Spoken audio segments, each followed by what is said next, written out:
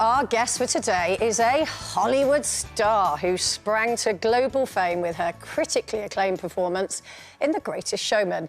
Now she's here, set to dazzle audiences in the West End. And us today. Please welcome Keala Settle.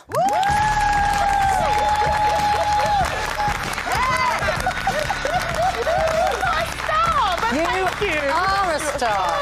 Try telling my daughters you're not a star. Okay, They're fair. obsessed with you. Fair play. Now, look, before we get on to everything that you've been going, I just want to ask you, because 2018, I think, you had a mini stroke. You had a serious health episode. I've never talked about it, actually. How are you? For asking. Good. I mean, it's been a bit since then, you know, but when it happened, I had about probably 2 to 4 months that I had to regain all of my talking and reading and writing, and I think the last bit of that was singing. I didn't know if I could sing again. Wow. But you managed to... You had this... now, what's it called? It's called a cerebrovascular disorder. Yeah. Yeah. But you had this sort of episode, for want of a better... About 8 days before you actually went on to... How on earth did you manage to sing at the Oscars? I don't know. I had to go to 2 separate doctors. I mean, I was rushed to the first... I suppose you would call it A&E here, the ER there. And the doctors were saying, well, we thought you had this disease, but you don't, so well done you, and sort of released me out of the stroke ward, which is actually where I was fitted for my gowns by the lovely designer Christian Siriano. They had to take off, you know, monitors on my chest and everything and sort of fit me into these lovely gowns. And then I had to go get a second opinion just to double check and make sure. And that doctor, lovely doctor, neurologist, Dr. Anthony Wong, thank you so much, saved my life and said, yes, you have a cerebrovascular disease and I'm really excited to tell you that we can actually manage it and we'd love to bring you in for surgery. What a relief. And I thought, lovely, it's Wednesday now. I've got to go do this thing here on Sunday. Can I just go do this quickly? And then I've got to do press in New York, and then I've got to go do a masterclass in France, and then can I come back and do it? And they were like, yeah, absolutely, it's fine. You know what? It's hearing what you've been through and hearing what Jane said, the fact that it was 8 days after you performed, and, you know, strokes run in my family as well. So I really emphasise with you and your determination to perform. Oh, yeah. And we was talking about health-wise and weight loss and so on, and you have lost weight. And I'm really grateful for that, actually. Do you think it's because of what you experienced in regards to your health, why you've lost? Was that your conscious decision? It was a direct thing from that, because I knew that in so many ways, whether it was health-wise or even living my life, I needed to change. Yeah. And I remember getting a dog, thinking, you know, got a little puppy, going, I don't want this to happen again and I'm on my own. And it was 9 weeks old, and then I realised it doesn't know how to wee or poo. Not in the house. And I thought, this was the biggest mistake of my life.